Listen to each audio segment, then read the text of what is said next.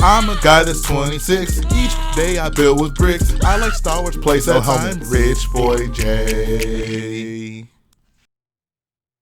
Hello boyos, Rich Boy J here back with another video, and this is going to be another episode of Your Questions Answered. If you're not familiar with the series, Your Questions Answered is a Q&A series that I do here on this channel, so if you want to see one of your questions answered in the video, leave it in the comment section below and then check back next time to see if you made the cut. First question is going to come from, actually before I get into the questions, I do want to say this was a harder one to do because it's been such a long time, in fact 4 months since I've done one of these videos, so there are a lot of questions that just contextually were super out of date. Like I had quite a few people asking me what I thought of the Bad Batch, which even at the time wouldn't be a great question for me because I never actually watched the show, but it was kind of funny seeing some of the questions that I was getting back almost half a year ago. So let's try to get these done in a more timely manner this time around. So first question though comes from RoboNet03. He says, question, how did you get so good at film analysis? It blows my mind to hear when you put together such a flawless argument every time someone says Dave Filoni is the best director ever. While I do appreciate that you, I don't know, hold my film analysis in such high regard, I wouldn't say that, you know, I put together flawless arguments. I think at the end of the day, this is all interpretation, right? Like certain things that may stick out to me or look good to me or resonate with me aren't the certain things that resonate with other people. This is why we are human beings with unique opinions and why there's so much fragmentation in Star Wars alone. Like certain people will make the argument, you know, like no one hates Star Wars more than Star Wars fans. And that is true to an extent. But I think what I've ultimately come to realize is that Star Wars is such a big, vast thing that there are a lot of people who just like Star Wars for very different reasons. You guys know I'm not the biggest fan of Boba Fett and seeing old characters return and seeing familiar themes constantly being redone.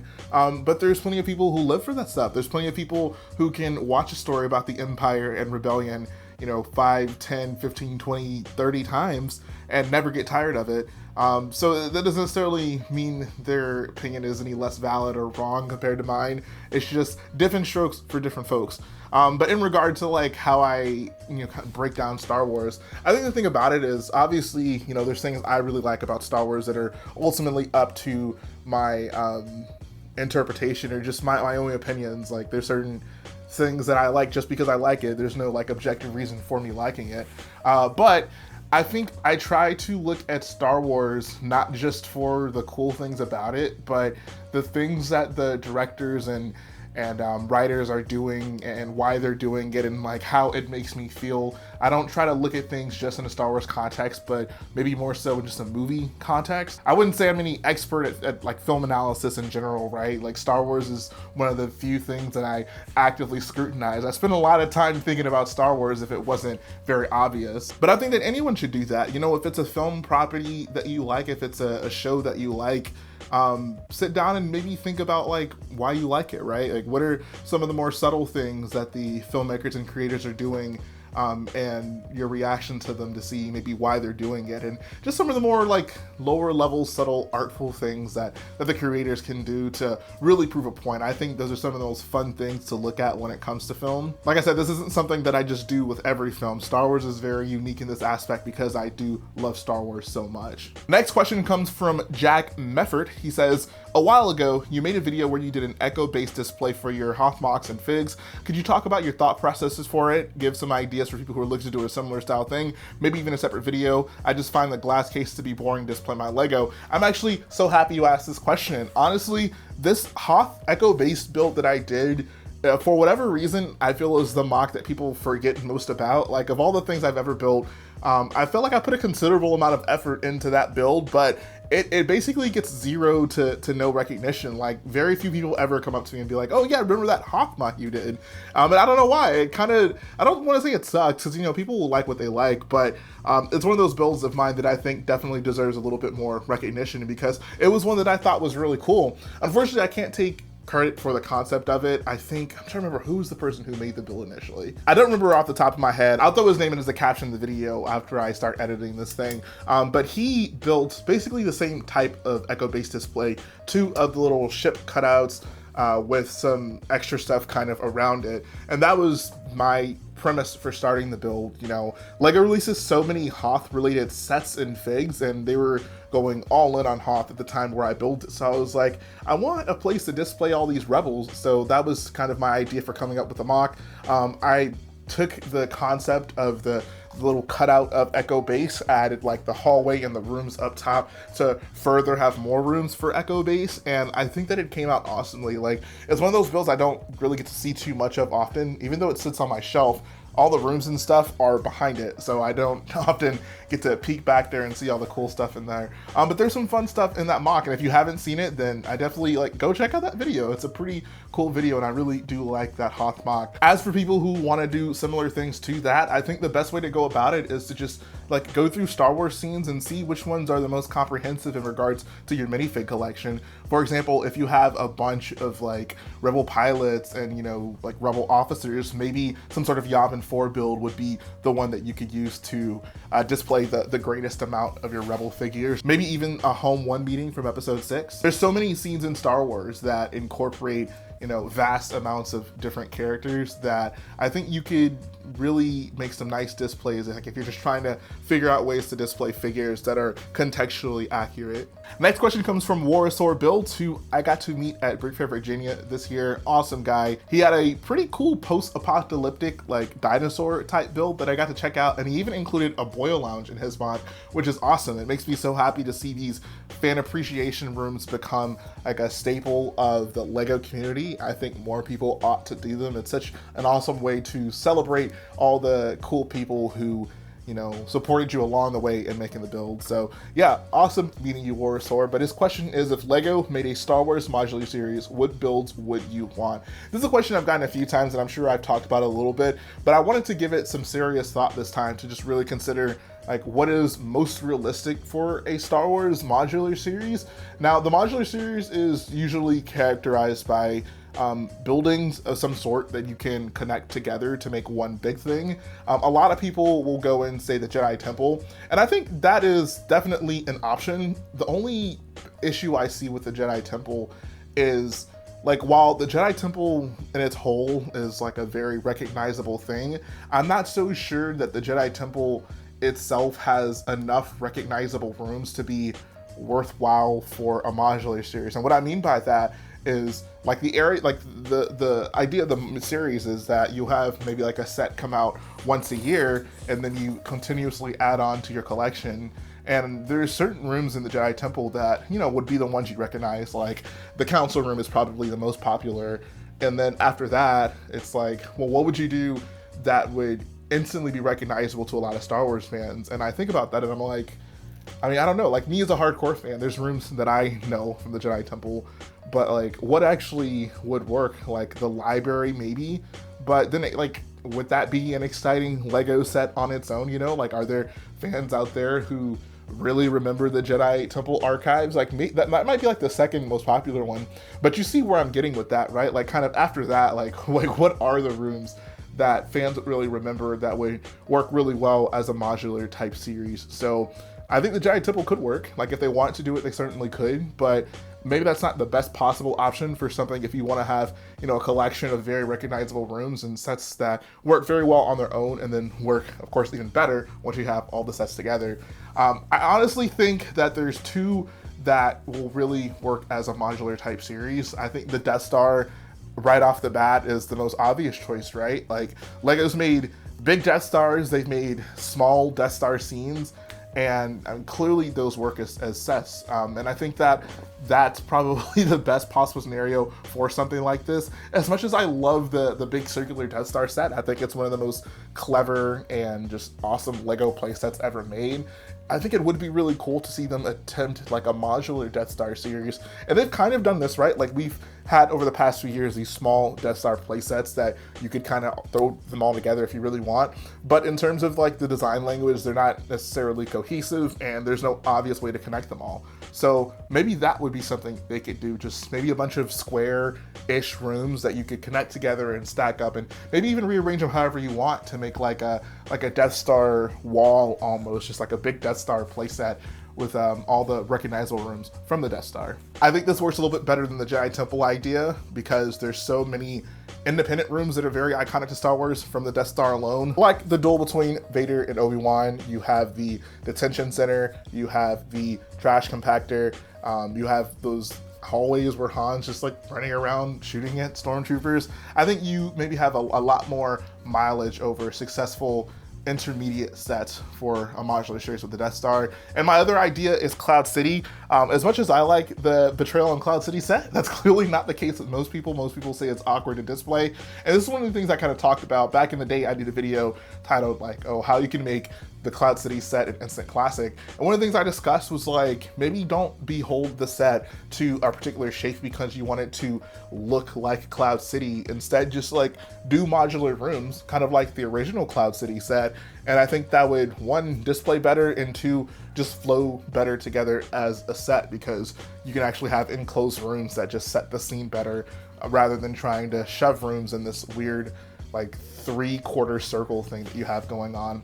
And I think that's still the case. I think that if they wanted to do independent like Cloud City scenes that could all come together and connect and make a bigger Cloud City, I think that would work really well. I think it'd be easier to display if it wasn't a big circle, but maybe, like I said, like a line of rooms that you could connect together sideways or stack up.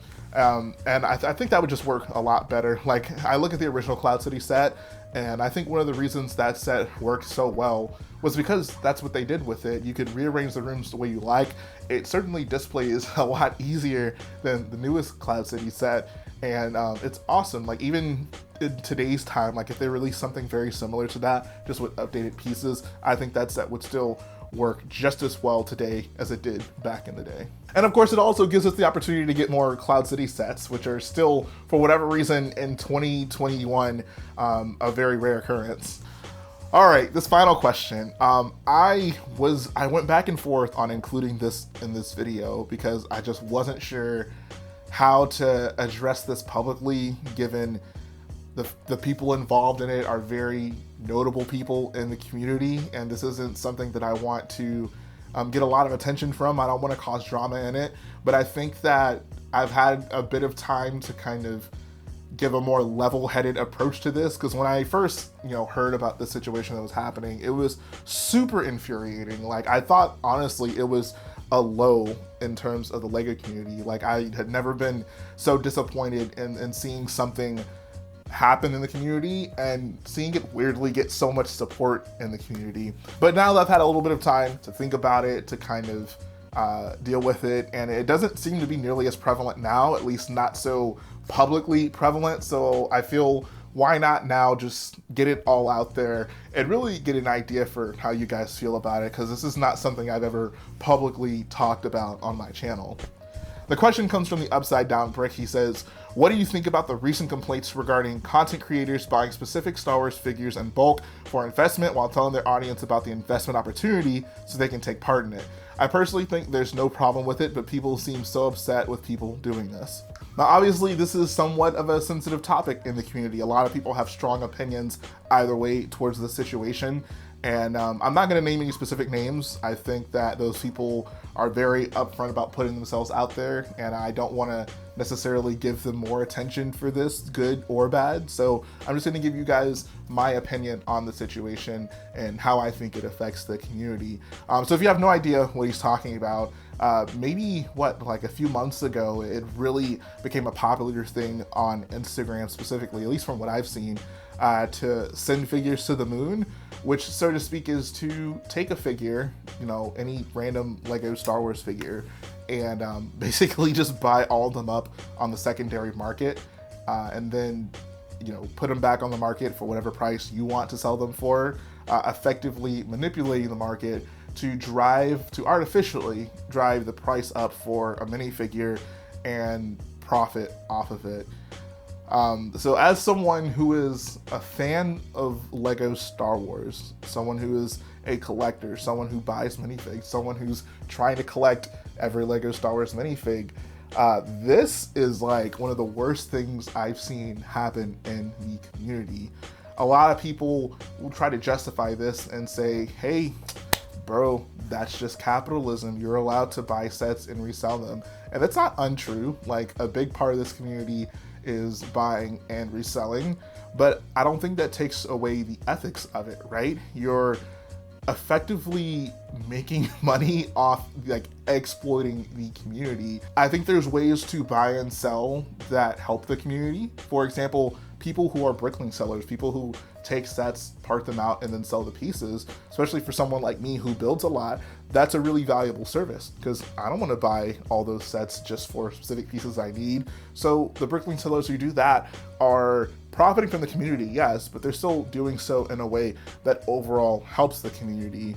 Conversely, people who are buying up minifigures, especially sought after minifigures, just to clear the market and then resell them for whatever price that they want to charge for them, that doesn't help anyone in the community other than the people who are doing it. And I think that's the important distinction here. I don't think you can just classify this as, you know, blanket capitalism, just buying and reselling, because you're effectively manipulating the market to benefit you.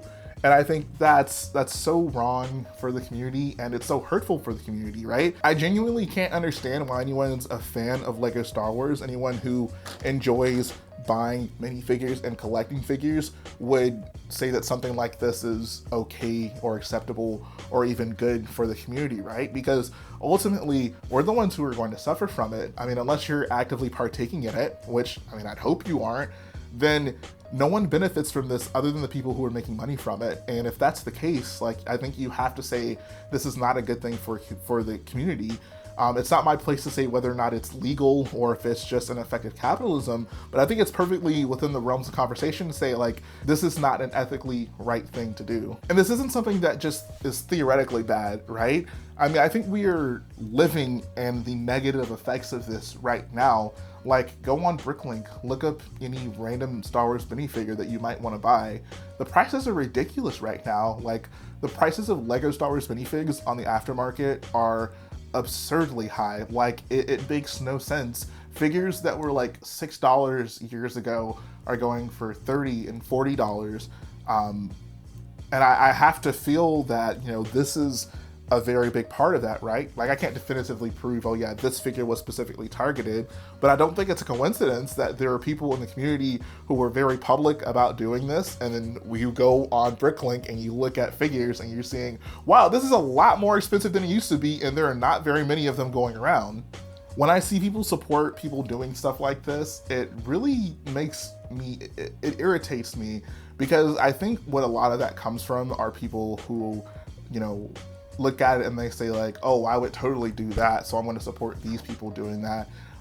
But I really wish people would look at specific actions like these in terms of how they overall affect the community as opposed to how it could benefit them, right? And someone like me, I'm in a unique position where I've been collecting Lego Star Wars for quite some time. I started my series for collecting all the minifigures, so a lot of the super expensive ones I already have. You know, I'm not gonna be the person who is hurt most from this, but it's not just about me, it's about the community. Even though I have these figures that people might want, and now my figure collection is worth so much more because these figures are going for ridiculous prices on the aftermarket, but that's not why I'm into Lego. I don't want to have the collection that's worth the most money or these figures that are super rare that no one else can get. If Lego tomorrow decided to put my most valuable figure in a cheap set, and it's something that people really wanted, I would be 100% for it. Because once again, I don't just look at my collection as an investment, as something that, you know, I want to brag about and tell people how much money, you know, my collection's worth, but it's something I enjoy. It's a toy that I buy to build with. It's a toy that I buy to tell stories with when I'm building, and it's no fun if the community is structured in such a way where all the stuff that people really want is super expensive and hard to get. Like, I think we really have to take a step back and realize, like, yes, this is a children's toy, and, you know, trying to actively exploit that and make minifigures that people really want super hard to obtain is bad for the community overall. Just as easily as, you know, I've been a fan for all these years, like, I could be someone just getting into Lego Star Wars, and I could be someone who wants a Captain Rex, or a Thrawn or all these other characters that are super cool. And because of the actions of a group of people, those can be completely out of my grasp. And that sucks. Like, that's not cool at all. That turns people away from the community. That makes people like me and you have a much harder time, you know, being in the community and building within the confines of it. And when such a small percentage of people benefit or win from this, it's not something I can support. And I think it's wrong. Lego's supposed to be fun, and it's hard to support something that is actively taking the fun out of Lego. I think that's pretty much all I have to say about that. I'd love to know how you guys feel about it in the comment section. I do ask that you try to be civil. Like I said, I know there are people who have strong opinions on this, and this might have to be a comment section that I heavily moderate. But I would like to see good, substantive conversations about this. If you are a person who is fine with this and you think that it somehow betters the community, I would love to hear your arguments as to why you think that's the case. If you have a different opinion that I didn't even express in this video, I'd love to hear how you feel about it. Fortunately, like I said, this isn't like a super big issue right now. I don't think people are promoting this as vehemently as they were before, but it is still something that I think affected the community. I think it's still affecting the community, and I think more people need to talk about it. And like I said, you know, I think if you want to be a member of this community, you have to do things that serve the community. I think that if you want to reap the benefits of people who are making content, who are sharing their ideas, then you shouldn't be doing things that effectively like rob people of that capability by driving up the price of figures and then, you know, exploiting the people who really need them by charging insane prices for it. And one last thing I do want to add, because I don't want to get it misconstrued, I'm not saying that selling any of your Lego for more than the price you bought it for is wrong. There are certain things where the demand is just going to be so high for it that yes, that's going to command a higher price, like the gold C-3POs. Those are super hard to get. And there wasn't a price attached to it initially, so the price is effectively what people would pay for it. And that's just the way the market's going to naturally reset itself. But there's nothing natural about buying up a bunch of a figure and then reselling it for the price that you want to sell it for, because then no one else can get it. There is an important distinction there, and I don't want people to think that I'm saying it's bad for people to resell any other Lego for a high price. It's more so about the manipulation of the market rather than just selling things for what people are willing to pay for it. But yeah, that's all I got for you guys today. This was a very informative, your questions answered. I think this was a nice one to come back to get some stuff off my chest, so to speak. So yeah, let me know what you guys think about that. If you like what I do, go ahead and support the video by hitting the like button, support the channel by smashing that subscribe button, and I'll be back again very soon.